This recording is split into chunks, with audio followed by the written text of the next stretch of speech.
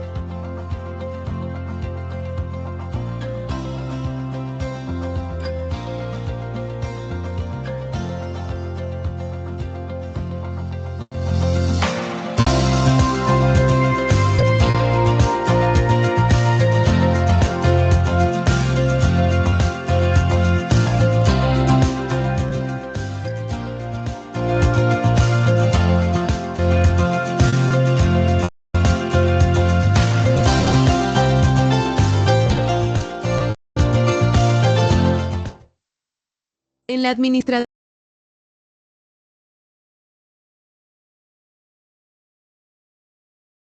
Hola, hola, muy buenos días para todos. Mi nombre es Juliana Montoya, soy productora de eventos de educación empresarial para ARL Sura y al día de hoy los voy a estar acompañando en esa hora y media que tenemos de programación, un espacio donde esperamos que ustedes participen, que conectemos con el ahora, con el hoy.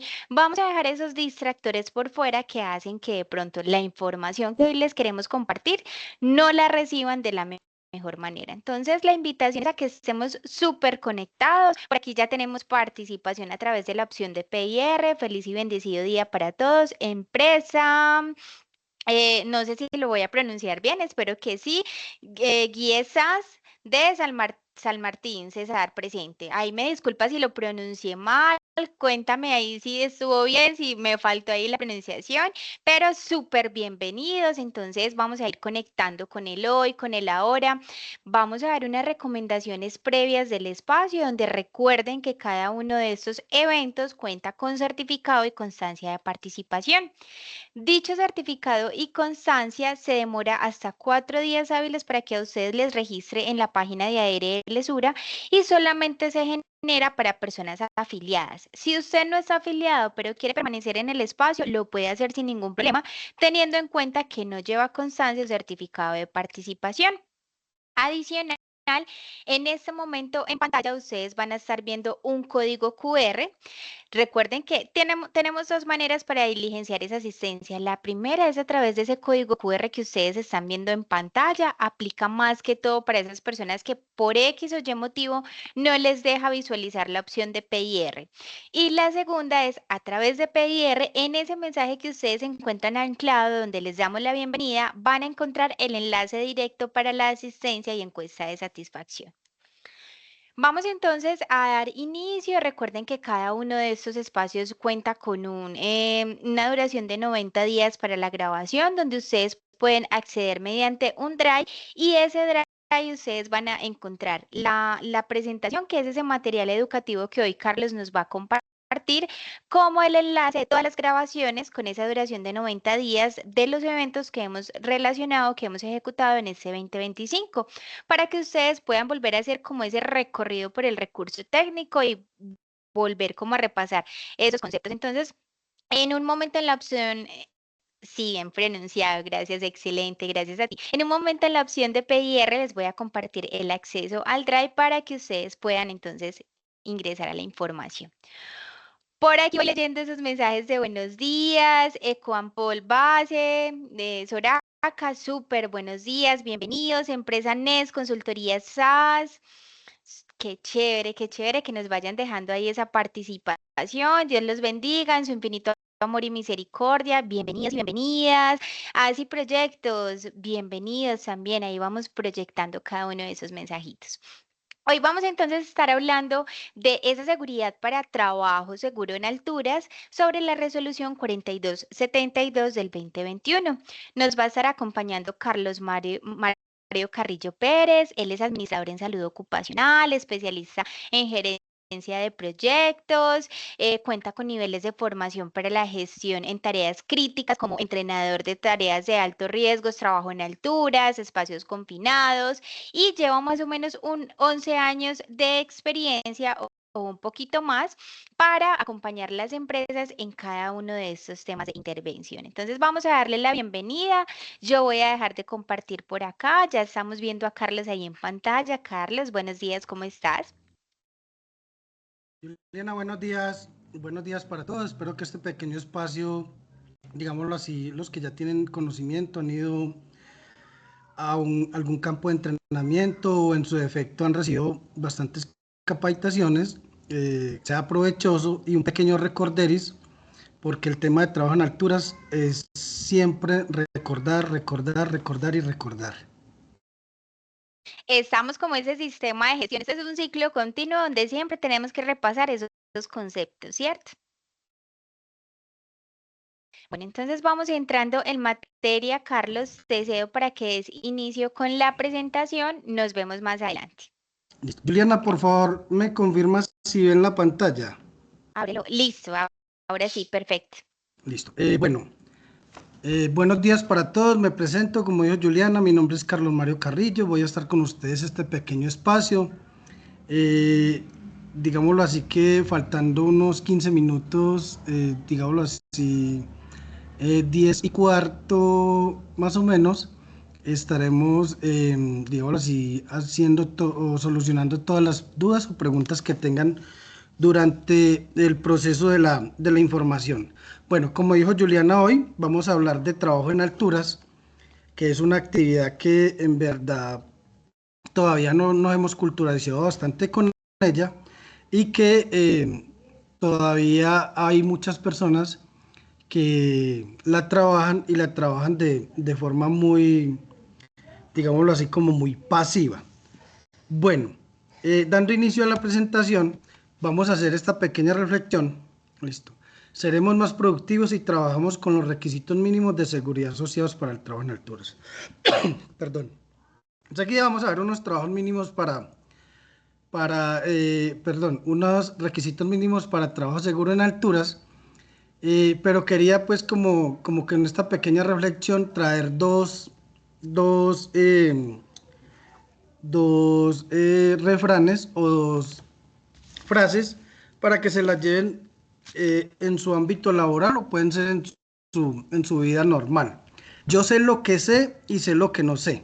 cuando hablo de la palabra o la frase yo sé lo que sé y sé lo que no sé, en un campo de entrenamiento nos dan unas bases, en un campo de entrenamiento nos dan un conocimiento, digámoslo así, el inicio para yo trabajar en alturas, pero un campo de entrenamiento es un sector o es un sitio donde está muy acondicionado para dar una instrucción a aquellos aprendices que no han ido nunca o nunca han trabajado en alturas o en su defecto van cada año o como hoy en día ya es cada 18 meses a recibir, digámoslo así, esa instrucción de temas que ya se les olvida. Pero ¿por qué la frase yo sé lo que sé y sé lo que no sé? Porque cuando ya voy a un campo de entrenamiento y me dan el certificado, yo trabajo en alturas, yo ya llego a la empresa diciendo, es que ya soy un experto. Y en realidad nosotros no somos expertos. Para trabajar en alturas se requiere de una expertise, de una experiencia, y como lo llamamos de forma coloquial, una malicia indígena. Por eso muchas veces esa malicia indígena se nos pierde y sale a la luz lo que llamamos nosotros el exceso de confianza o convertir las cosas en paisaje porque no ha pasado nada. Y la segunda frase es muy fácil para el que lo sabe hacer. Entonces, ¿por qué también han pasado accidentes de trabajo en alturas y estos accidentes de trabajo en alturas han sido graves o mortales en su defecto a nivel nacional y no es un porcentaje alto, pero sí ayuda mucho? Es que cuando la persona no tiene experiencia, la envían a hacer ese tipo de trabajos y por muchas razones, por no perder el trabajo, por querer demostrar que sí es la persona idónea, por querer demostrar a los demás que sí es capaz, entonces va y se expone y obviamente no todos van a tener, digámoslo así, esa exposición de caer, o bueno, esa exposición no, esa experiencia, digámoslo así, negativa de caer, y ahí es donde la exposición aún crece porque no se tiene esa experiencia como tal y no la ponemos en práctica. ¿En qué sentido? El que no sabe levantar la mano y decir, no sé, pero quiero aprender. Y el que tiene la experiencia, no decir dónde está el nuevo para yo saber qué conocimiento tiene, yo lo quiero probar, si es apto para trabajar aquí conmigo o no, y voy a ver de qué está hecho. Entonces, esas dos frasecitas con relación a esta pequeña reflexión para que vamos cambiando esa cultura de los trabajos en alturas. Listo. Pero también debemos de tener una contextualización de las actividades de trabajo en alturas porque se nos está perdiendo mucho, digámoslo así, como el temor, no el respeto, se nos está perdiendo el temor, se nos está perdiendo el miedo con la realización de trabajo en alturas. Entonces, la identificación y aplicación de los controles efectivos para prevenir accidentes de trabajo en alturas son cruciales. ¿Cuáles controles? Sencillo. La matriz de peligros, aquí en este espacio hay mucho personal de seguridad en el trabajo y que los colaboradores también conocen parte de la matriz de peligros porque se las divulgan. Entonces la matriz de peligros tiene tres controles muy esenciales que están enmarcados digámoslo así, como en los aspectos específicos para poder controlar la calidad de una persona, los controles que son los controles que implementa la empresa, como llamamos nosotros existentes, está la fuente, el medio, controles administrativos o de la persona. Y estos controles nos ayudan a que en el sitio de trabajo, que es tan peligroso, se minimice ese riesgo de caída de personas o de caída de objetos.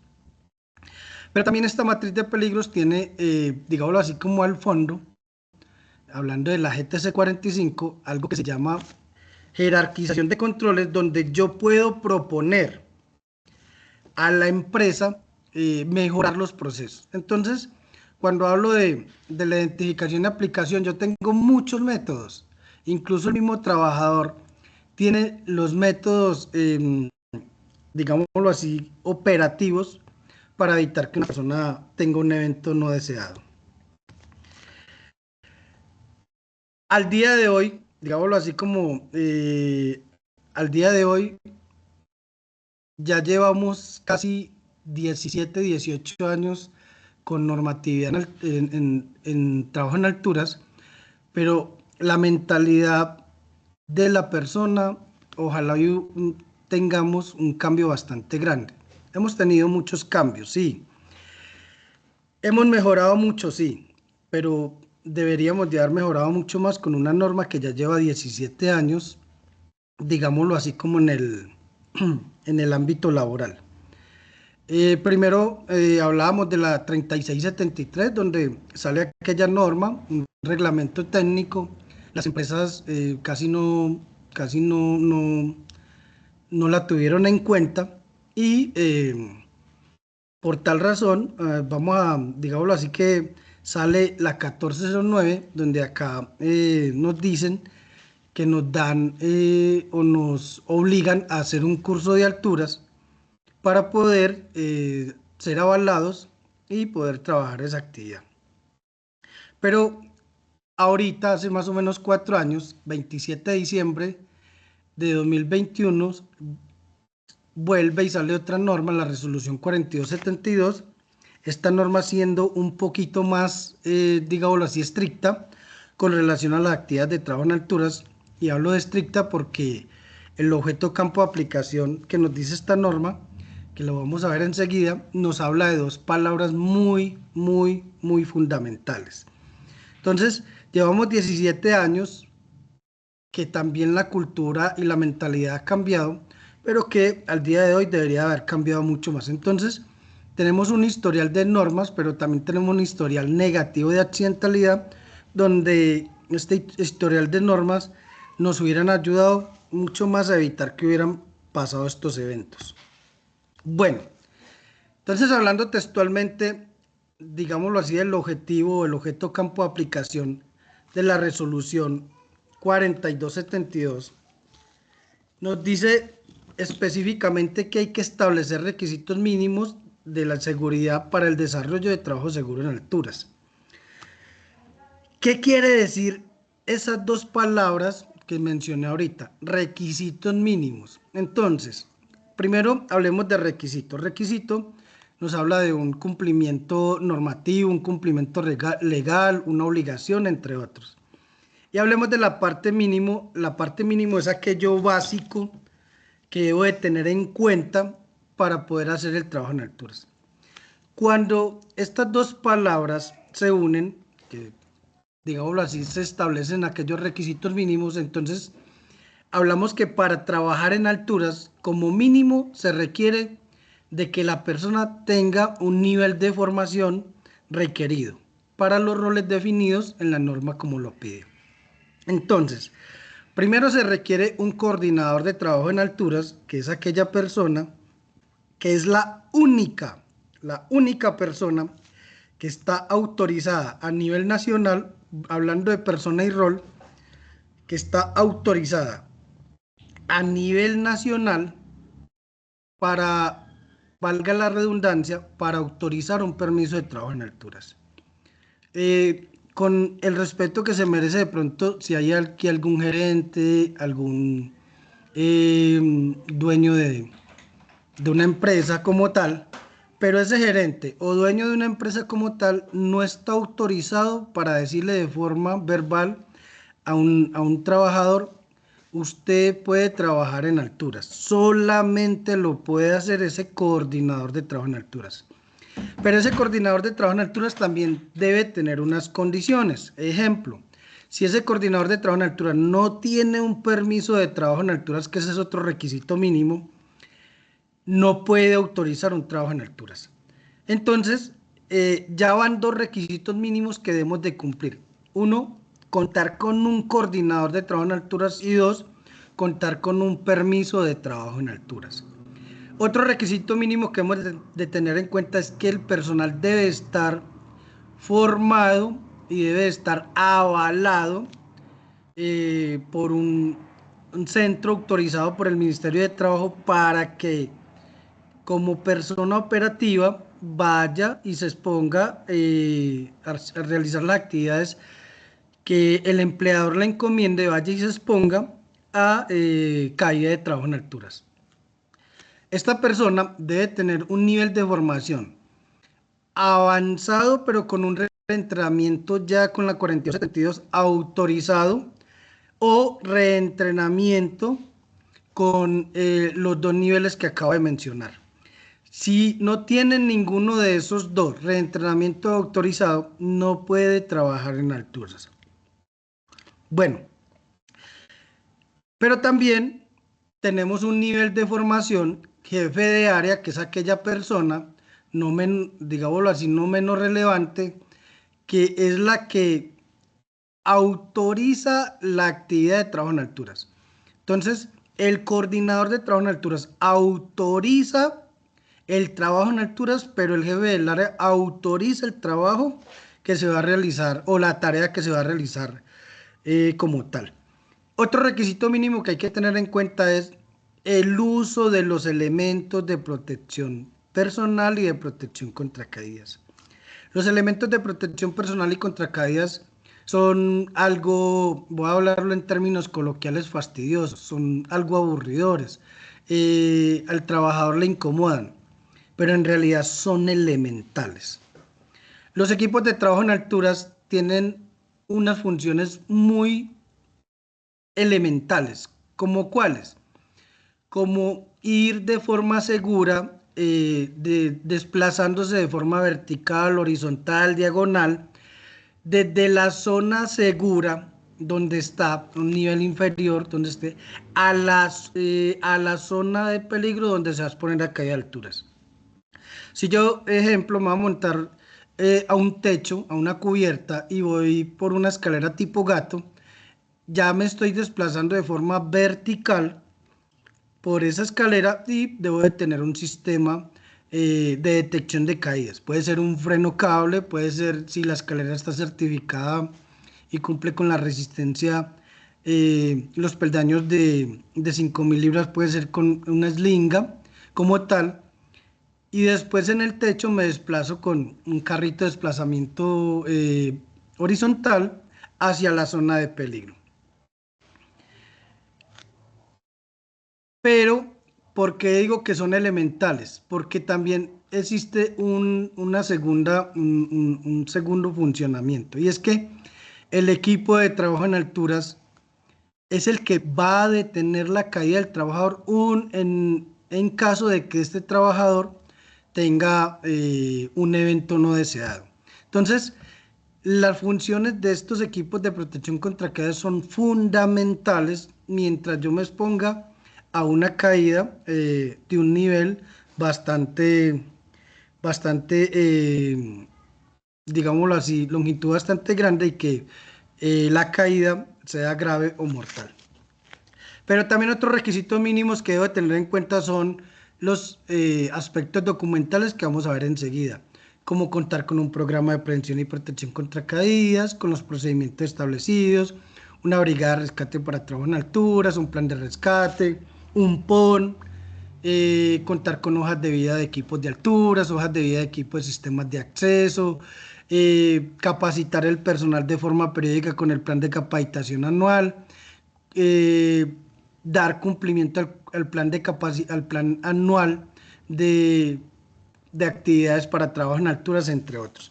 Entonces, esa frase de establecer requisitos mínimos de seguridad para el desarrollo de trabajo en alturas es la que, digámoslo así, como en la resolución 4272, está siendo un poco más estricta.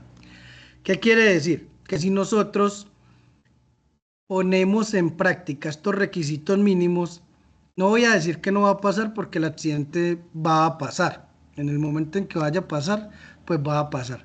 Pero cuando yo establezco estos requisitos mínimos, lo que estoy buscando es que en un porcentaje muy alto, evitar que pase ese evento no deseado. Pero también nos dice la norma en sus definiciones, en las 68 definiciones que tiene, entre ellas trabajo en alturas, nos dice que es toda actividad, ya cambia la definición con la resolución 1409, que es toda actividad que ocasione desplazamiento o suspensión en la que sea expuesto a riesgo de caída mayor a 2 metros, con el plano horizontal, con el plano de sus pies con relación al plano horizontal más cercano a él. ¿Qué quiere decir? Que si yo no tengo barandas, que si yo no tengo asegurado el sitio de trabajo y me expongo a riesgo de caída, ya debo de implementar esos requisitos mínimos.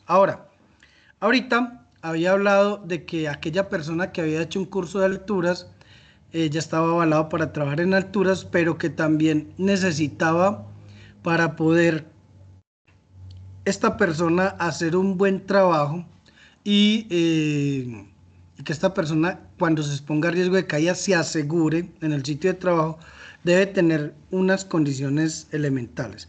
Entonces, esta definición tiene un trasfondo, no solamente me dice pues que tiene riesgo de caída mayor a 2 metros, tiene un trasfondo y el trasfondo es primero, que la persona debe tener conocimiento. ¿Conocimiento de qué? De la tarea que va a hacer. Si bien vemos que el trabajador que está en la figura es un trabajador que está haciendo una actividad en suspensión, no todos tienen la capacidad para hacer una actividad en suspensión. Todos tienen la capacidad para hacer un curso de altura, sí, pero no todos tienen la capacidad para hacer un trabajo en suspensión. Entonces, se requiere de un conocimiento, pero este conocimiento viene de una experiencia, de una experticia que el trabajador va adquiriendo con el pasar del tiempo. Por eso un trabajador no puede decir que es experto en trabajo en alturas porque no todas las actividades las conoce. Cuando se encuentra una actividad nueva, lo primero que debe tener en cuenta es que va a empezar de cero nuevamente. Lo otro que debe tener es que sea una persona calificada. Entonces, bajo la ley, bajo la norma que también está en el artículo 3, unas definiciones, está la persona calificada. Voy a hablar del tema particular para después generalizarlo. Esta persona calificada es aquella que está avalada bajo la ley 400, pero es la que, digámoslo así, diseña estructuralmente unos sistemas de detección de caídas. Pero aquí voy a generalizar con esa persona calificada. ¿Y qué quiere decir? ¿Y a qué voy con esa persona calificada? Ya hablamos de más de una de ellas. Una persona calificada es aquella que está avalada para hacer una actividad. ¿Qué quiere decir? Una actividad, una tarea o una función. ¿Qué quiere decir? Aquella persona calificada que se va a exponer a trabajo en alturas debe tener como mínimo un aval de un curso de trabajo en alturas. Esa persona es calificada para hacer ese trabajo y que tenga la experiencia como tal. El coordinador de trabajo en alturas es una persona calificada para identificar y controlar peligros y riesgos con relación a actividades de trabajo en alturas, autorizar, cancelar, suspender y cerrar el permiso de trabajo en alturas. Es la persona que está calificada para eso. Aunque el trabajador también puede tener la capacidad de cancelar y suspender, pero el coordinador con, digámoslo así, su capacidad lo hace mucho más fácil. Persona calificada es aquella que inspecciona los equipos de trabajo en alturas que la norma nos pide realizarlo de forma anual. Independientemente de la marca, el fabricante te da el aval para que realices la inspección de ese equipo y como tal estás calificado para hacer esa inspección. Entonces la persona calificada de forma general es aquella que está avalada para hacer una actividad o para hacer una labor como tal. Y por último, se requiere de un plan de trabajo. ¿Qué quiere decir? Y eso lo vivimos todos los seres humanos a diario y nosotros también, aquí los que estamos en la capacitación. Cuando hablo de plan de trabajo es que cuando hacemos un trabajo, hicimos un trabajo X y ese mismo trabajo X lo vamos a hacer en otra parte, ya lo hacemos o más rápido o de forma más segura porque Ya en el trabajo que hicimos anteriormente encontramos muchos errores, digámoslo así, que pagamos novatadas, primiparadas, pero en este, como ya aprendimos esa lección, no lo vamos a hacer nuevamente. Entonces ese es el plan de trabajo que tenemos siempre. Entonces la invitación acá no es solamente a ver la definición de trabajo en alturas como está allí, sino conocer también el trasfondo para poder tener en cuenta de que trabajo en alturas no es solamente una actividad mayor a 2 metros. Perdón. Pero también la norma nos exceptúa unas, digámoslo así, que unas actividades o unas entidades para realizar trabajo en alturas. ¿Esto qué quiere decir? Que estas entidades, estas personas, no, no es obligatorio que cumplan la normatividad como tal, pero en su defecto cumplen otras normatividades para hacer esa labor que están haciendo. Entonces, se exceptúan, digámoslo así, las brigadas de emergencia. Pero ahí voy a hacer algo puntual. Ya he tenido experiencias con empresas que cuando dicen que la brigada de emergencia se exceptúa, entonces mi brigada no está obligada a hacer trabajo en alturas. La primera pregunta que uno se hace, perdón, la primera pregunta que uno se hace es, ¿no está obligada? Y si no está obligada, no hace un curso de alturas, y si no hace un curso de alturas, no sabe cómo acceder a un sitio peligroso, ¿cómo vas a ser capaz de rescatar a una persona? Entonces, ahí es donde, digámoslo así, muchas veces en temas de interpretación, porque la norma nos da muchas interpretaciones, nos da para entender que mi brigada de emergencias de la empresa está exenta de cumplir la normatividad. No, la brigada de emergencias de la empresa no está exenta de cumplir la normatividad. La brigada de emergencia también está obligada a realizar cursos de trabajo en alturas, porque el curso de trabajo en alturas es el que te da el aval para estar en esa zona de peligro. Bueno, ¿qué más debemos de tener en cuenta?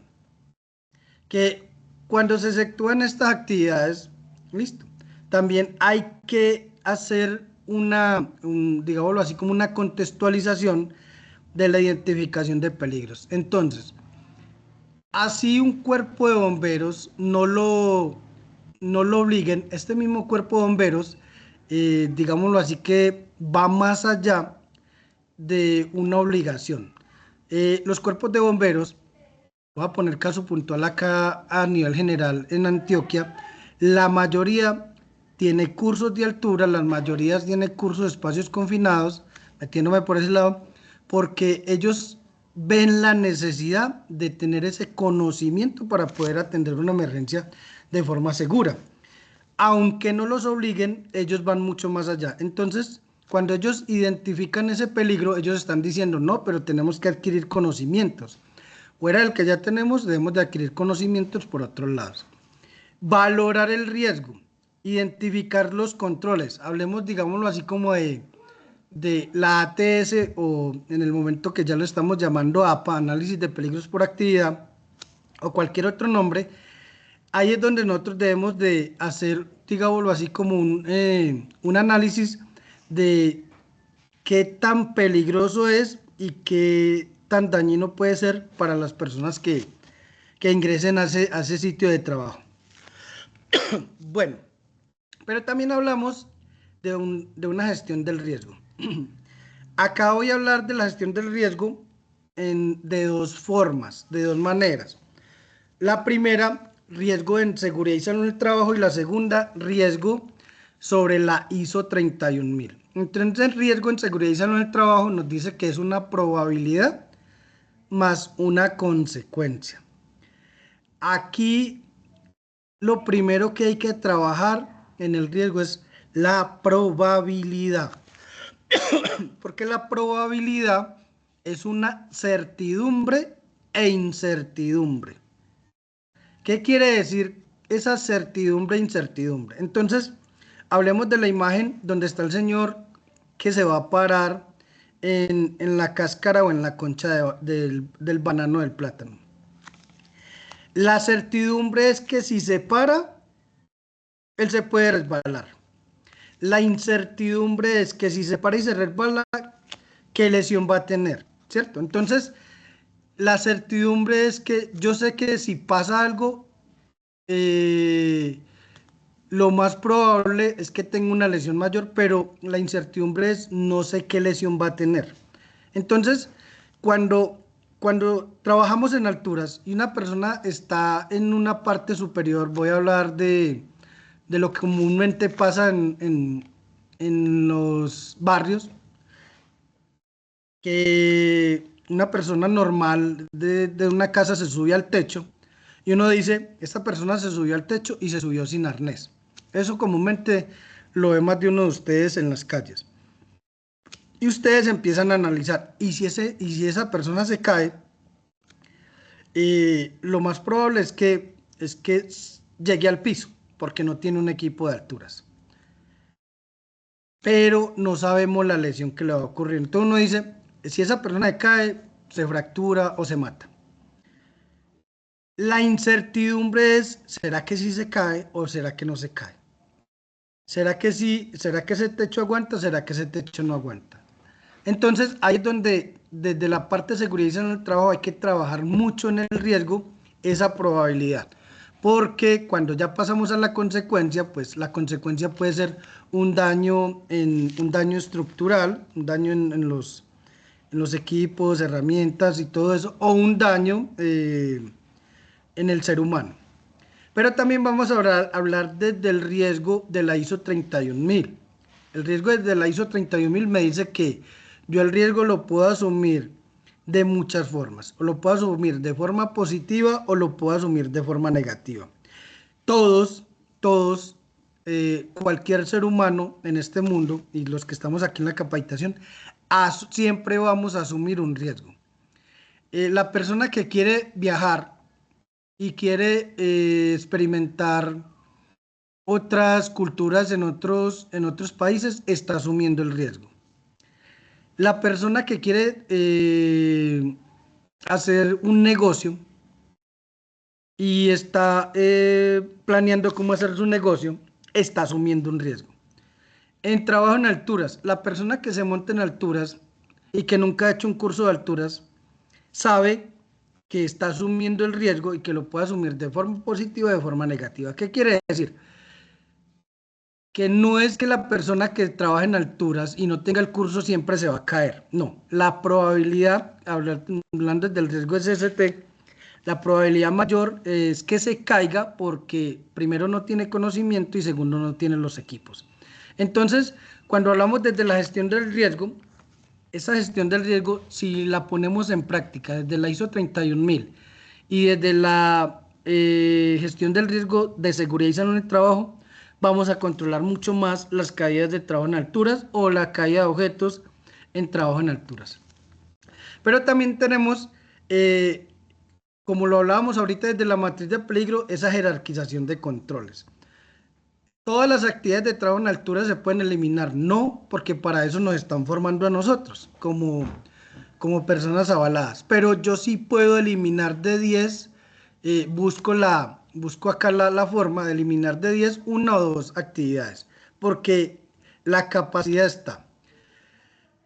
¿Yo puedo sustituir el riesgo? Sí, claro. El riesgo se puede sustituir de muchas formas. Se puede sustituir desde la parte, no desde la persona, porque desde la persona no va a cambiar la sustitución del riesgo. Simplemente va a cambiar la persona. Pero yo lo puedo sustituir, digámoslo así, desde la exposición. Puedo sustituir desde la exposición en tiempo. Puedo sustituir desde la exposición, digámoslo así, en control de caídas. Lo puedo sustituir desde la cantidad de personas. Entonces, yo puedo sustituir el riesgo de caída en alturas. Sistemas de ingeniería es la mejora de los equipos o la instalación de procesos nuevos. Digámoslo así que el tema de administración me habla más tema de documental, el tema documental que yo tenga en cuenta para mejorar el sistema administrativo. Y el tema de los elementos de protección, digámoslo así, que aquí es mejorar los equipos que tengo en el momento. Voy a poner un ejemplo que vivimos a diario y que como ya los equipos de trabajo en altura les están haciendo un seguimiento en esta actividad, muy poco probable que pasen, digámoslo así, como el año. La actividad de excavación de pilas, excavación de caisson, como lo conocemos en muchos sectores. Cuando estoy realizando actividad de excavación de caisson, lo que son, digámoslo así, las aguas, el agua que emana de la excavación, o la humedad o la temperatura, en la mayoría de veces me corroe las partes metálicas de los equipos, sea arnés o sea la eslinga que yo tenga instalada, o en su defecto el equipo de detección de caídas como el freno. Pero yo puedo, digámoslo así, como acá en la parte de jerarquización de controles, cambiar ese sistema. Puedo utilizar un arnés dieléctrico, que el arnés dieléctrico no me va a servir para equipo de protección de riesgo eléctrico en la excavación, pero sí para la protección de los sistemas metálicos, y que me pueda ayudar. Ahora, la jerarquización de controles es algo muy sencillo, es proponerle a la empresa. Con el respeto de más de uno acá, cuando hablo de jerarquización, la matriz de peligros, después de que se haya hecho una evaluación de peligros, sigue la jerarquización, y en la jerarquización miramos que vemos en eliminación, controles de ingeniería, sustitución, NA, NA, NA, NA. Controles administrativos, los mismos documentos. Elementos de protección, los mismos que se están utilizando. No, acá la invitación es que cuando vamos a hacer, digamos así, actividades en alturas y se puede mejorar el proceso, se puede mejorar, se puede acondicionar el sitio de trabajo, ahí es donde yo tengo en cuenta esos controles que no son existentes y que se los propongo a la empresa para tenerlos en cuenta. De un día para otro no los van a hacer, porque hay que tener en cuenta que la jerarquización de controles, cuando yo voy a eliminar o cuando voy a hacer un control de ingeniería, esos son controles que son bastante costosos y que llevan tiempo. Pero si no los propongo inicialmente, va a ser difícil de que esa actividad, digámoslo así, mejore la condición en el sitio de trabajo de los trabajadores que estén allí expuestos. Con relación a eso, digámoslo así, en la jerarquización de controles también existen que el empleador tiene unas obligaciones, digámoslo así, que realizar las evaluaciones médicas ocupacionales. Ese es un tema que hoy en día está muy abierto, incluso con la normatividad que salió nueva de exámenes ocupacionales, que ya dio una vigencia de 3 años, pero que para actividades de trabajo en alturas no nos están relacionando en los exámenes periódicos cuál es el tiempo, con relación a que si un trabajador está en una empresa 18 meses, entonces el examen médico me sirve los 18 meses.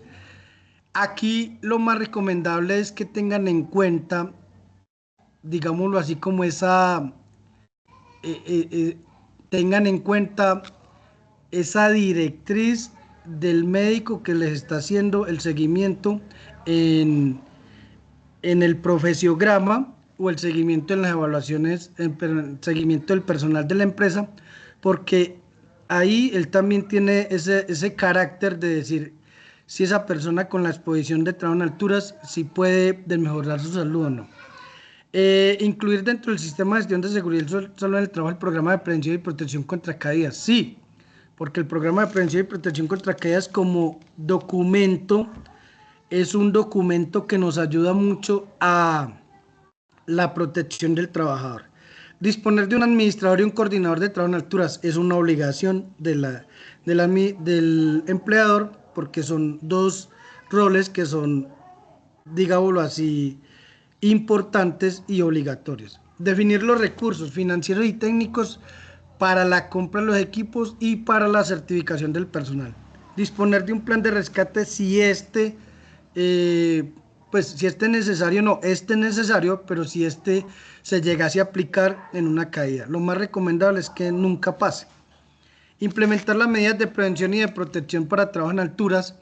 Esto está dentro del programa de prevención y protección contra caídas y allí quedan, digámoslo así, como incorporadas las medidas de prevención y de protección que se requieren según la actividad económica y según la actividad que realicen los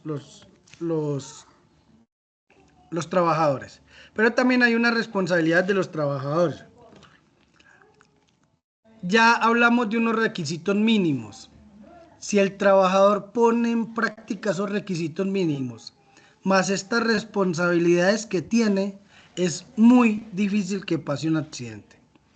Procurar el cuidado integral de su salud y de su seguridad y su salud y la de sus compañeros.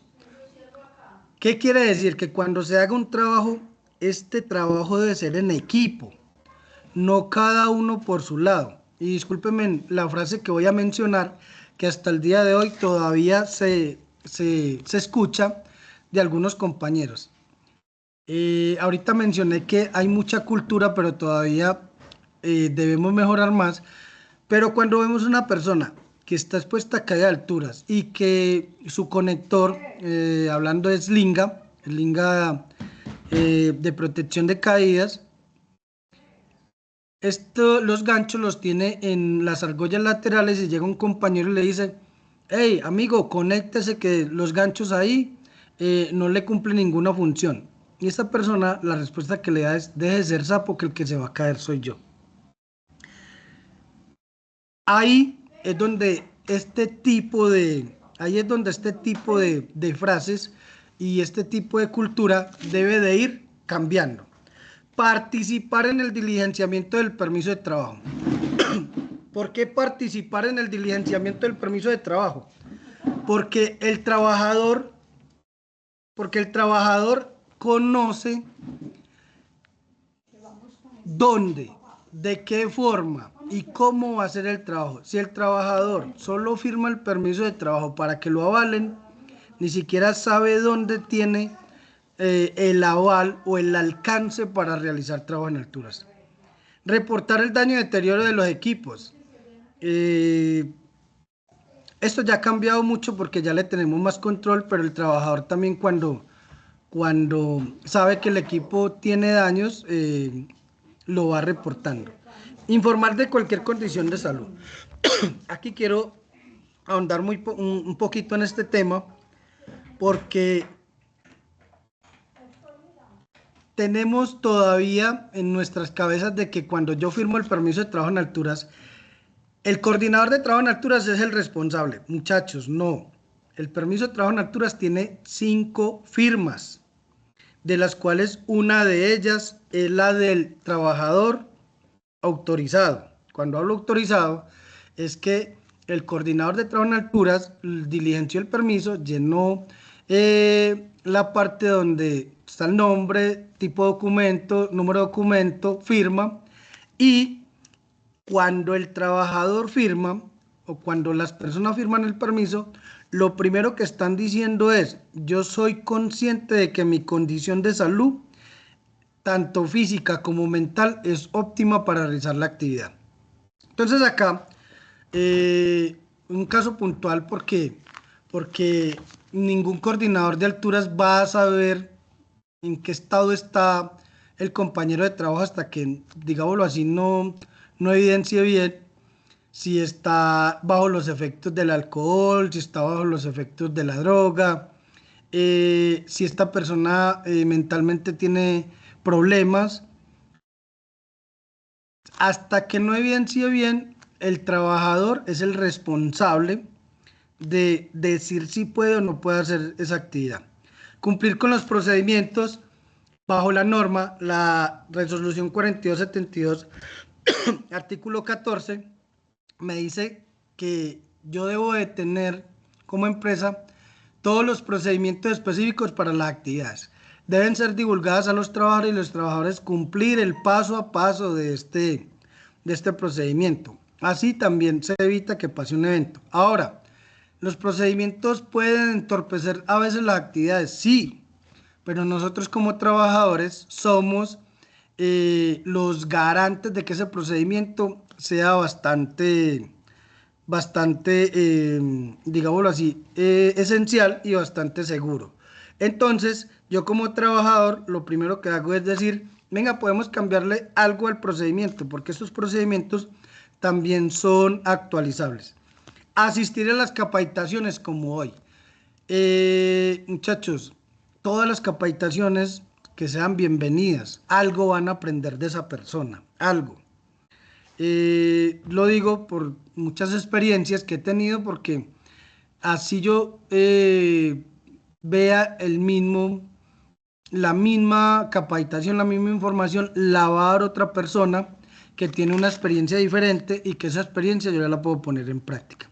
Entonces, las capacitaciones son buenas porque muchas veces aprenden unas personas que tienen experiencias diferentes y nosotros siempre vamos a ser aquellas esponjitas que vamos, digámoslo así, a inflarnos con la gotica de agua que llegue, a inflarnos con la gotica de información que nos llegue y vamos a aprender mucho más y así nos vamos a cuidar mejor. Muy bien, pero también hay otras responsabilidades, hablando desde la parte de riesgos laborales. Las ARLs tienen como obligación apoyar a las empresas en todo lo concerniente en el tema documental, en el tema de investigación de accidentes, en la elaboración de documentación, en, digámoslo así, como en el apoyo de gestión administrativo. Entonces, la ARL, bajo esta norma, también tiene una obligación con relación a las empresas que estén expuestas a caídas en alturas.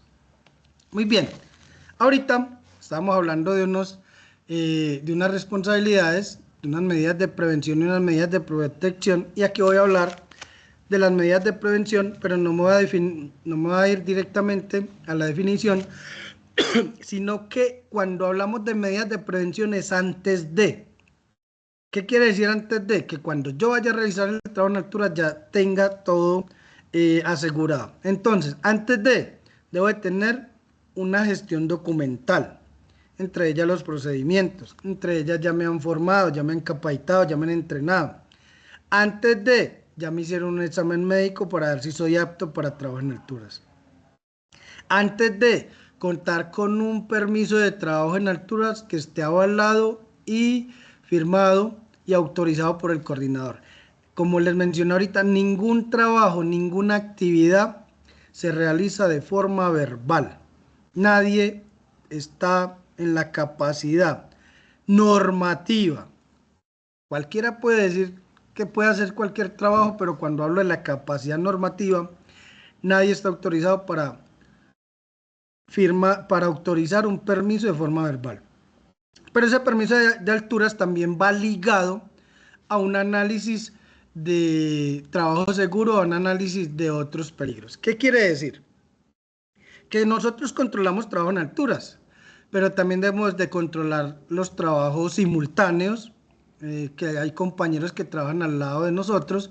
Voy a poner un caso puntual, que un compañero trabaje con una pulidora, entonces yo debo de controlar el tema del ruido y el tema de material particulado con los elementos de protección. O en su defecto, cómo controlo los conectores para que la persona que esté operando con la pulidora no vaya a generar un evento con el tema digámoslo así, de corte o daño a los equipos de protección. O en su defecto, cómo aseguro ese sitio que cuando el operador esté, valga la redundancia, operando con la pulidora, esta se le fractura el disco y a mí no me logra impactar, digámoslo así, como una esquirla del disco fracturado. Muy bien, pero también hay que tener en cuenta unas medidas colectivas de prevención, que entre ellas están la delimitación o demarcación, la señalización, el control de acceso, un ayudante de seguridad, control de desniveles, sistema de barandas, control de huecos y superficies, entre otros. Y sí, podemos proponer como aquellos sistemas de ingeniería para que, para que ese proceso sea mucho más seguro.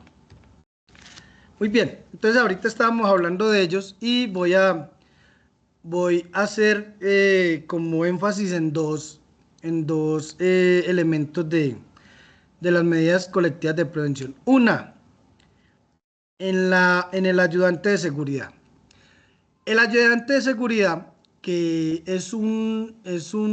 digámoslo así, es aquel rol que también está definido en el permiso de trabajo, es el que va a reemplazar al coordinador de trabajo en alturas. Entonces, esta persona, cuando firma el permiso de trabajo en alturas como ayudante de seguridad, que anteriormente en el mismo permiso, anteriormente hablo de horas antes o minutos antes, haya firmado como ejecutante y después firmó como ayudante de seguridad, va a cambiar su rol. ¿Qué quiere decir cambio de rol?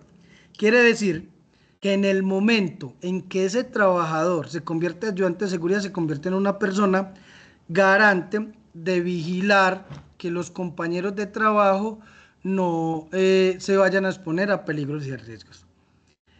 Entonces, cuando un ayudante de seguridad firma el permiso, pero sigue trabajando con los compañeros de forma normal, está incumpliendo el permiso de trabajo en alturas. Y la segunda es delimitación y señalización.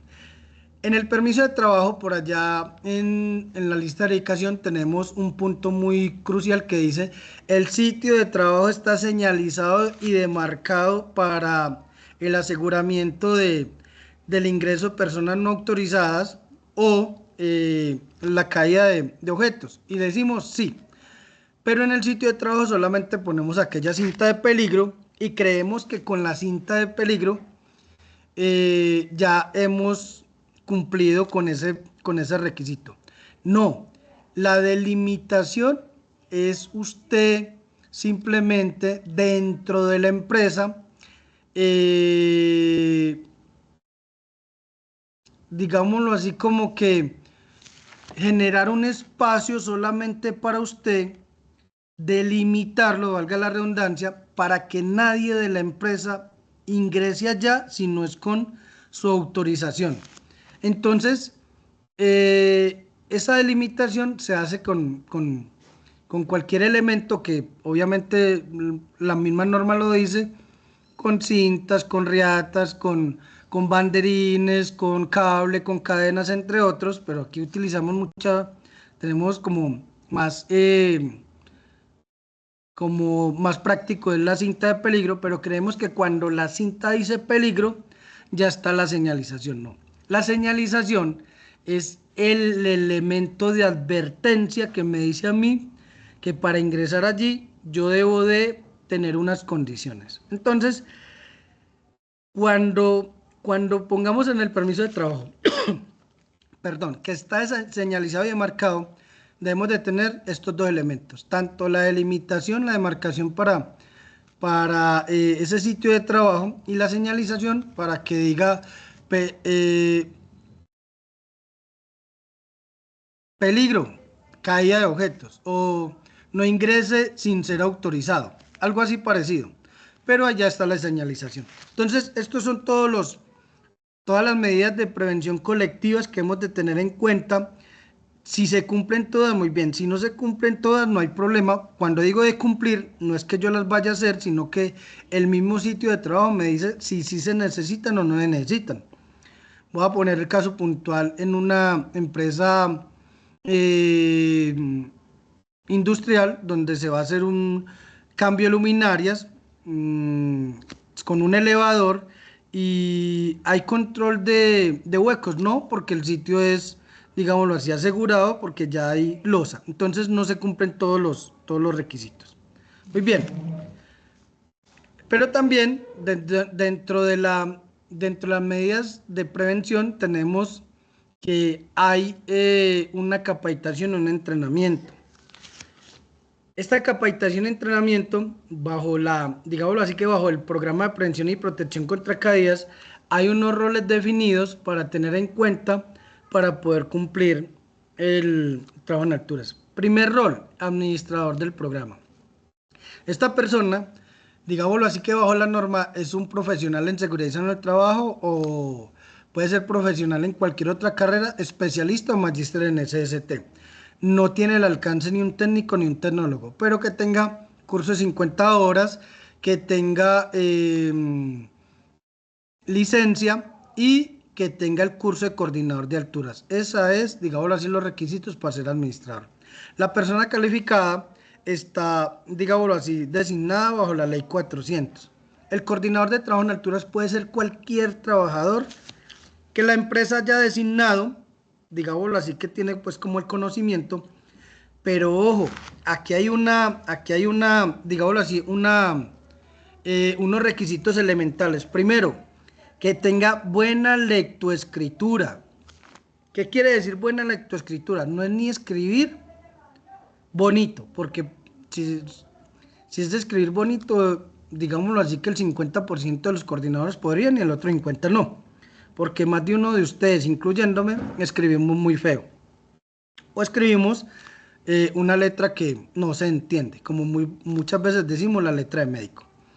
No, eso no es, digámoslo así, como el fondo de la buena lectoescritura. La buena lectoescritura es entender el contenido del permiso de trabajo, entender cuando yo diligencie el permiso de trabajo y cuando lo autorice, saber que el permiso de trabajo sí me controló los 3 componentes elementales que tiene el permiso de trabajo. ¿Cuáles? La persona, el estado de salud mental y física de la persona, el estado de los equipos, elementos de protección personal y equipos eléctricos, herramientas manuales, elementos de protección personal y equipos de trabajo en alturas. Y por último, el sitio de trabajo.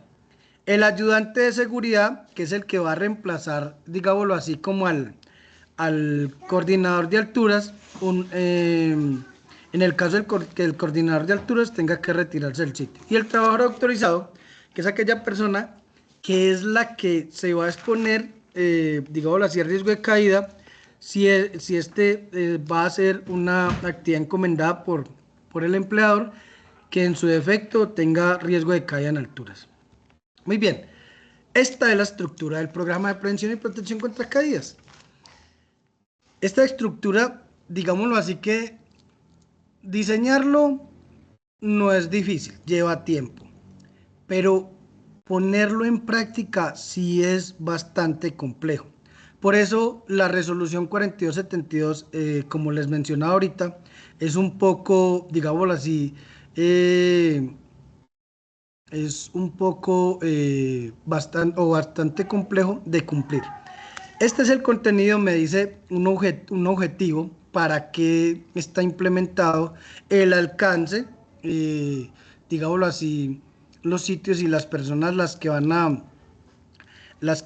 a desarrollar la actividad, un marco conceptual y un marco legal. Aquí incluimos normatividad y definiciones que tengamos en cuenta, los roles que miramos ahorita y unas responsabilidades. Pero hay que tener en cuenta que hay otros roles que hay que definir en el programa que nos ayudan a que este programa cumpla. Cada uno dentro de su programa lo puede hacer, no es una obligación que lo hagan, pero sí es una obligación tener en cuenta esos 6 roles que tuvimos allí. Un rol que hay que tener en cuenta y definir: si nosotros tenemos contratistas en la empresa, entonces hay que definir ese rol, qué responsabilidad va a adquirir con relación a las actividades de trabajo en alturas. Un rol que debemos de tener en cuenta, digámoslo así, puede ser gestión humana, porque gestión humana es la que diseña los perfiles de cargo para las actividades encomendadas en la empresa y si estos se exponen a actividades de trabajo en alturas o no. Otro rol que también deberíamos de tener en cuenta es la brigada de emergencias. Esta brigada de emergencias para rescate en alturas, qué responsabilidad debe cumplir como tal. Pero nos habla de unos requisitos de capacitación y entrenamiento que ya los vimos ahorita. Un cronograma de actividades. Ese cronograma de actividades va enmarcado en un inventario de actividades, la revisión de los equipos de trabajo en altura, la revisión de los sistemas de acceso, la revisión de los exámenes médicos ocupacionales, la revisión de los, eh, de los certificados de vencimiento de trabajo en alturas, entre otros elementos. Inspecciones como tales. Identificación, evaluación y valoración de los riesgos. Digámoslo así, como que esta parte va más enlazada, porque ya vimos que una de las obligaciones del empleador es que el programa de prevención y protección contra caídas esté dentro del sistema de gestión. Entonces acá aplicamos la matriz de peligros. Hay que contar con un inventario de actividades para tener en cuenta cuántas actividades de trabajo en alturas tiene la empresa. Los procedimientos de trabajo, puede ser 1, 3, 5, 7, 10, depende de cómo tengamos el inventario. Aquellas medidas de prevención que ya ahorita tuvimos en cuenta. ¿Qué sistemas de acceso de trabajo en alturas utilizo? ¿Qué quiere decir? Bajo la resolución 4272, artículo 16, me dice que son aquellos sistemas de acceso, escaleras, andamios, elevadores de persona y otros. Entonces ahí me dice y otros elementos que utilice la empresa como medio de acceso para los trabajadores. Entonces, podemos decir que un trípode, podemos decir que, digámoslo, como ¿qué? Una... Se me fue. Bueno, pero entonces dejémoslo en trípode. Es otro elemento que como medio de acceso debe tener en cuenta, pero que bajo el artículo 16 debo de cumplir como mínimo esos 12 requisitos que me dice.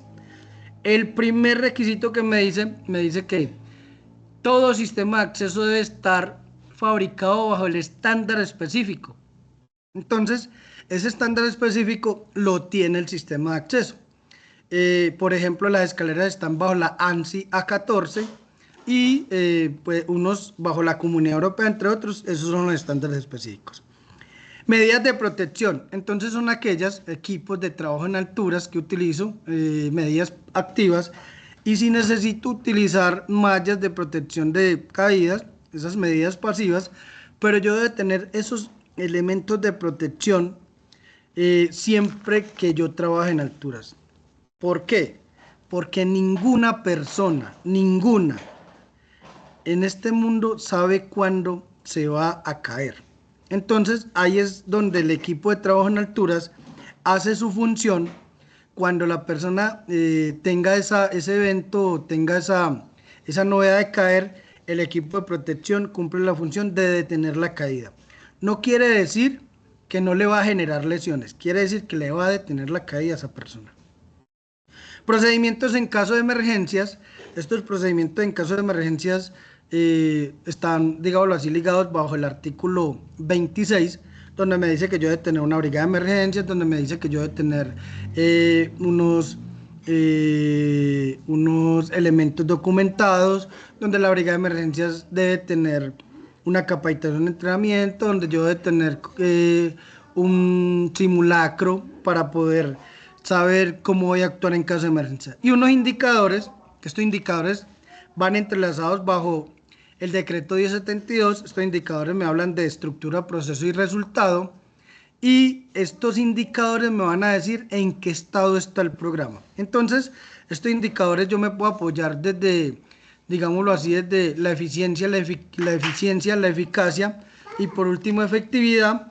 O yo puedo cualificar o cuantificar estos indicadores para saber en qué estado están. Y posteriormente hacer un plan de trabajo para los aspectos que no se cumplieron. Bueno, entonces hablábamos de los sistemas de acceso ahorita, bajo los 12 lineamientos del artículo 16. hablemos del numeral 10, digámoslo así, que es uno de los más importantes también, del numeral 10 o del ítem 10 de los sistemas de acceso, que deben de tener una hoja de vida. O sea que ya todos los sistemas de acceso deben de tener una hoja de vida. Y esa hoja de vida debe tener obligatoriamente los requisitos que piden allí. Entonces, algunos de ellos son que debe tener una vigencia, que debe tener una inspección, que debe tener un mantenimiento, que debe tener una trazabilidad, que debe tener un serial, que debe tener, digámoslo así, como aspectos del fabricante, entre otros. Muy bien. Ahorita también que tocábamos las medidas de protección, hablamos de unas medidas activas y pasivas, pero también vamos a tocar unos elementos de protección personal. Acá voy a hacer como énfasis en esos elementos de protección personal. ¿Por qué?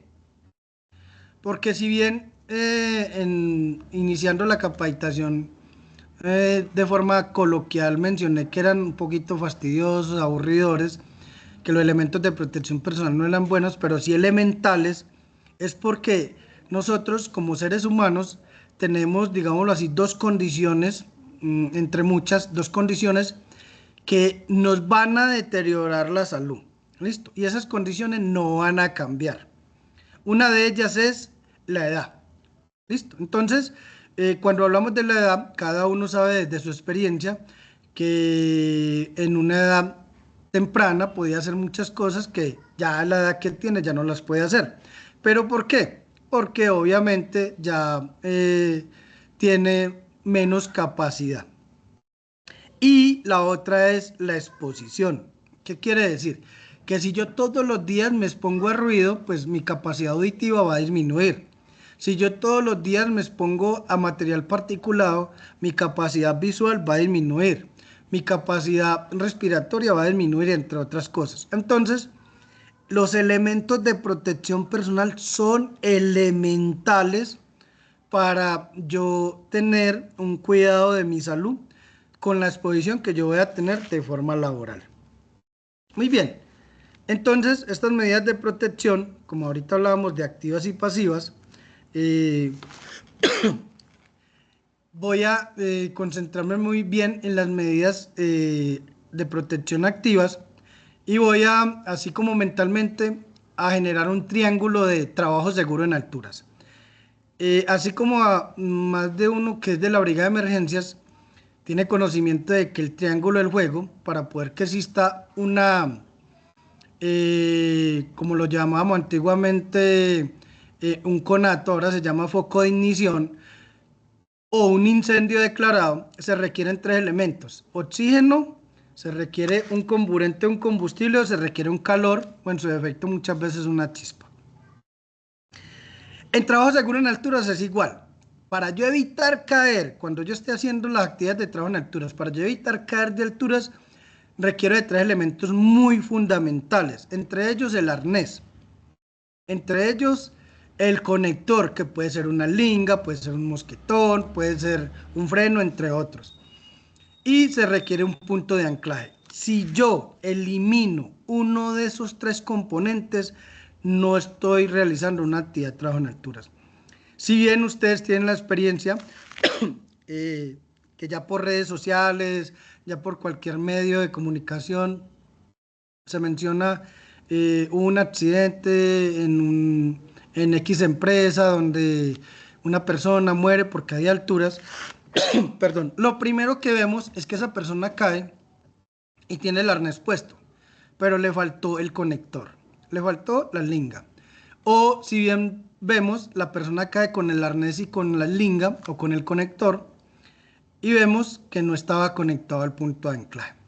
Entonces, muchas veces ese triángulo de trabajo seguro en alturas, que por eso les digo que mentalmente lo pueden ustedes hacer, evita que una persona, no, ojo muchachos, no evita que pase el accidente va a pasar, pero evita que esta persona, el evento sea mayor. Por ejemplo, se puede golpear, digámoslo así, si forma un efecto péndulo, puede generarse fractura en alguna parte del cuerpo, puede generarse una luxación, un hematoma, un golpe bastante severo, pero puede ser, incluso hasta la puede generar la muerte, no voy a decir que no, porque puede que el golpe sea, digámoslo así, un poco aparatoso, pero no va a caer. Pero ya sabemos, ahorita lo dijimos con el tema del riesgo, pero ya sabemos que si la persona cae de alturas, lo más probable es que muera. Entonces, aquí enfocándome en las medidas de protección, es poner ese triángulo de trabajo en alturas en el ámbito laboral, ya en la discusión, en práctica. Bueno, y por último, tenemos un plan de emergencia. Ahorita les toqué ese plan de emergencia en el artículo 26. Ese plan de emergencias, muchachos, yo soy muy, digámoslo así, que soy muy, ¿cómo les digo? Como más bien desde la parte de preventiva, que trabajemos mucho la emergencia. ¿Qué quiere decir? ¿Y a qué voy con este tema? Que si nosotros desde el permiso de trabajo en alturas, que por allá hay un capítulo en el permiso de trabajo en alturas que me habla de emergencias, si yo pongo ese capítulo de trabajo en alturas de emergencias en práctica, voy a poner a colación de que ya hice parte de la emergencia asegurándome. De que si yo pongo las medidas de prevención y de protección en práctica descritas en el permiso de trabajo, si yo las pongo, ya estoy generando un plan de emergencias. Que si yo a la brigada de rescate en alturas le digo qué actividad voy a realizar, esa brigada de emergencias ya tiene conocimiento de que me puede ayudar a eliminar o a minimizar algunos agentes que me puedan generar una emergencia. Y obviamente está la capacitación, que muchas veces en las empresas no las ponemos en práctica porque es un tiempo que se pierde, pero en realidad se pierde más tiempo cuando hay una emergencia real y cuando hay una emergencia decretada. Entonces, cuando hablamos del plan de emergencias, pues como aquí nos lo dice, digámoslo así como la definición, que es una planificación y organización para la utilización óptima de los recursos técnicos previstos en la finalidad de reducir al mínimo las posibles consecuencias sobre seres, pérdidas y otros. Entonces, desde la parte preventiva podemos generar muchos más, digámoslo así como, o menos consecuencias que pueda tener tanto la empresa como los trabajadores de la empresa. ¿Listo? Entonces, esto, señores, es, digámoslo así como un pequeño recorderis de lo que ustedes ya conocen de trabajo en alturas. ¿Por qué recorderis? Porque sabemos de antemano que todos, la mayoría, voy a hablar del 80% de las personas, tienen unas funciones que realizar en la empresa, que se dedican a esas funciones, pero trabajo en alturas puede ser un segundo o un tercer plano y por eso se pueden olvidar muchas cosas. Pero para eso son este tipo de capacitaciones para volver a recordar estos aspectos técnicos que se nos habían pasado o olvidado y como les digo, recordar digámoslo así, es volver a poner en práctica lo olvidado. Para ustedes, señores, muchas gracias por la atención prestada. Juliana, Carlos, claro que sí, gracias preguntas. a ti por esa información. Tenemos muchas preguntas a través de la opción de PIR. La primera es, ¿cuál es la vigencia de los cursos de rescatista en alturas? No sé si de pronto tienes esa información. Bueno, primero, los cursos de rescate en altura no tienen vigencia. No tienen vigencia. Recomendable. El administrador del programa de prevención y protección contra caídas, bajo el programa de prevención y protección contra caídas, puede estipular un tiempo determinado. ¿Qué quiere decir? Puede decir, mi brigada de emergencias cada año y medio, cada 2 años va a ir a hacer nuevamente el curso, pero es bueno que lo hagan. ¿Por qué? Porque como no han pasado la emergencia y gracias a Dios y Dios quiera no pase, como no ha pasado la emergencia, entonces nos van perdiendo aquellos aspectos técnicos y que cuando de verdad pase ya no sabemos cómo actuar. Perfecto. Por aquí, Ladies Paola nos dice, si un ayudante de seguridad reemplaza al coordinador, pero ya el coordinador había firmado como ejecutante, ¿debo de cerrar el permiso de trabajo y abrir uno nuevo o se pueden dejar dos permisos, uno con su firma de ejecutante y otro como coordinador? Bueno, me voy a hacer entender con esa parte. Lo que está diciendo es que el coordinador de alturas, como lo dice la norma en el artículo 16, parágrafo 2, que el coordinador puede actuar bajo su misma autorización, Permiso, bajo ajá. su mismo permiso. Quiero hacer como un paréntesis allí. Si bien más adelante dice, muchachos, más adelante dice, siempre y cuando las condiciones así lo permitan. Esa frase, siempre y cuando las condiciones así lo permitan, es la que nos está dejando a nosotros muchas dudas. Puede que esa parte es la que puede estar abierta y es la que puede cerrar el administrador del programa. Ahora, quiero hacer énfasis dos cositas acá. Primero, tengan en cuenta, y yo soy muy enfático en esto, de que lo más recomendable es que el coordinador de alturas no ejecute trabajo en alturas. Pues, digámoslo así, con el respeto de los demás. Perdón, ¿por qué? El coordinador de trabajo en alturas es un ser humano como cualquiera de nosotros. El coordinador de trabajo en alturas puede tener un accidente, se puede caer. Bien, si ese coordinador de trabajo en alturas se cayó, tuvo un evento, ese coordinador de trabajo en alturas pierde credibilidad con respecto a cuando vaya a autorizar un permiso, sí. Y segundo, aunque así la norma lo tenga en cuenta, la gran mayoría de empresas tienen un área que se llama jurídico. Yo les recomiendo mucho que a esa parte jurídica les pongan en contexto ese parágrafo para ver si ellos sí, digámoslo así, que con el aval de esa área, sí puedan trabajar bajo su misma autorización. ¿Listo? Entonces, eh, como dice la compañera, digámoslo así en ese contexto, el ayudante de seguridad, así el coordinador esté haciendo ejecución, debe de estar. Porque el coordinador de alturas no es en ese momento el coordinador de alturas. El coordinador de alturas en ese momento es un ejecutante como cualquier ejecutante.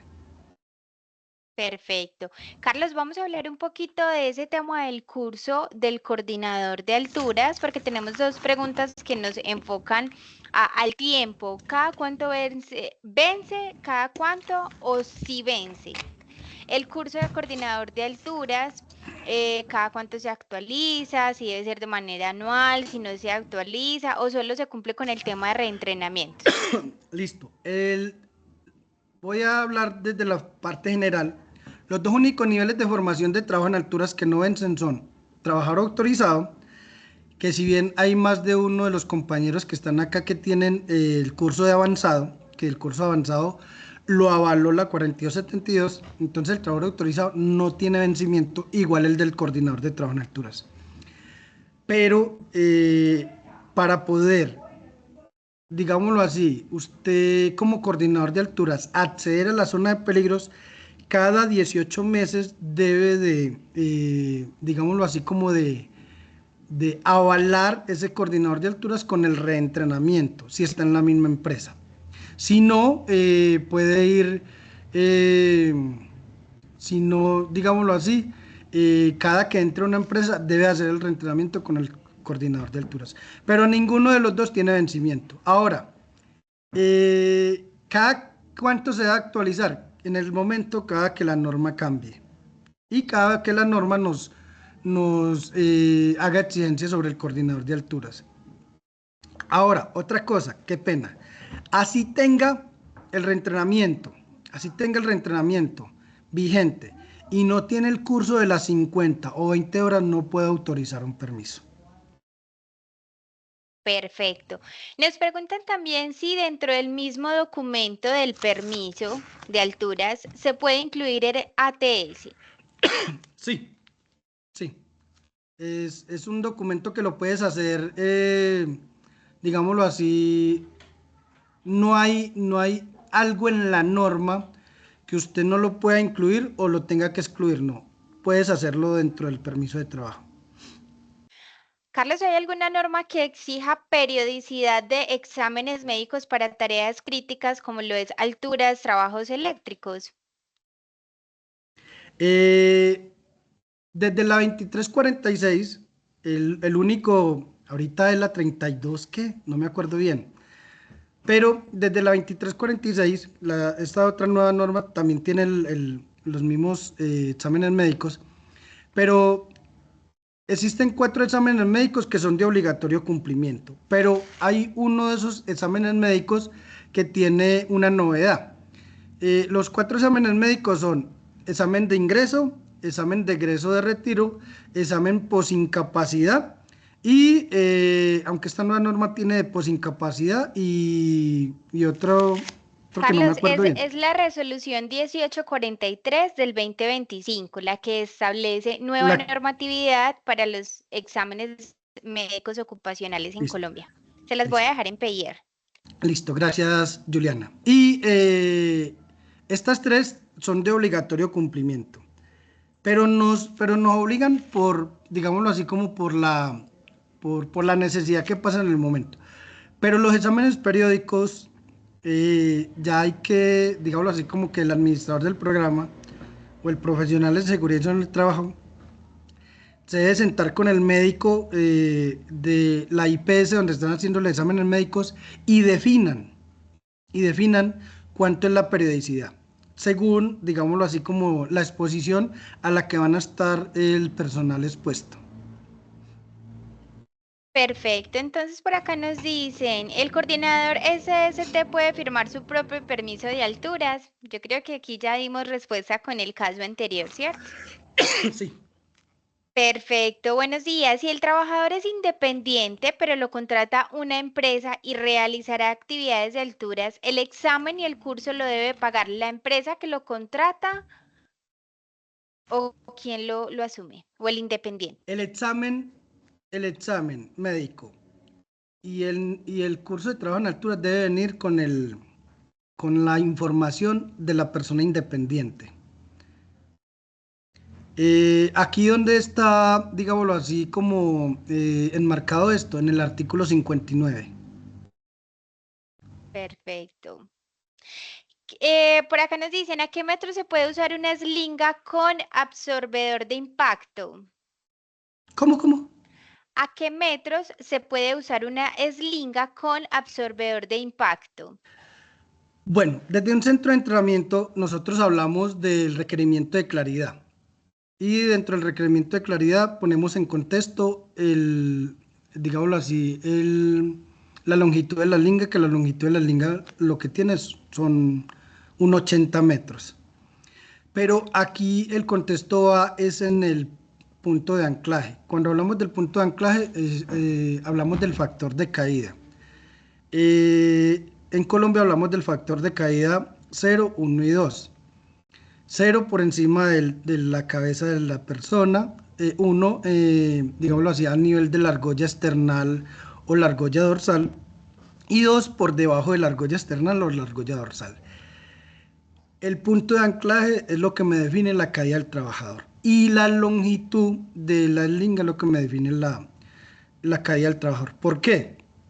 Porque si yo tengo un punto de anclaje 60 centímetros por encima, un ejemplo, 60 centímetros por encima de mi cabeza, si yo voy a tener una caída, lo que voy a tener en cuenta la caída son esos 1,20 metros de caída sobrante de la eslinga, más la altura mía, pues digámoslo así, altura promedio de un colombiano es 1,70 y ya voy mirando que ya la caída va a ser de 1,70 más 1,20, son 2,80 más o menos, y tener un factor de seguridad. El factor de seguridad es, digámoslo así, el espacio que va a tener mis pies al piso para no golpearlo. Entonces un factor de seguridad puede ser en ese caso, de 30 centímetros. Entonces yo con un punto de anclaje por encima del hombro, perdón, sí, por encima de la cabeza de 60 centímetros, tendría en cuenta unos 3 metros. Pero también hay que tener en cuenta que cuando yo hice una investigación en mi sitio de trabajo hay eslingas que yo puedo comprar y el fabricante me las puede hacer. El linga de 1,20, el linga de 1,50, el linga de 1 metro, creo que hasta de 80 centímetros puedo, pero lo puedes pactar con el fabricante y hay muchos fabricantes que te pueden ayudar con eso. Y eso ayuda a evitar una caída del trabajador a una distancia prudente, como digámoslo así, como la que tenemos en los centros de entrenamiento como tal, que es de entre 5,30 metros a 6 metros de altura. Perfecto.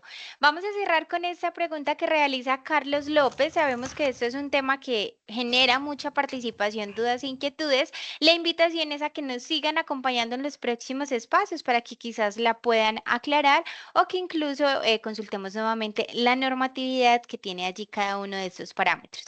Carlos López nos dice, hola, si una actividad de alturas no demora más de 20 minutos, ¿el trabajador cumple con un administrativo para jefe o debe de ser autorizado sin importar el tiempo de exposición? Gracias.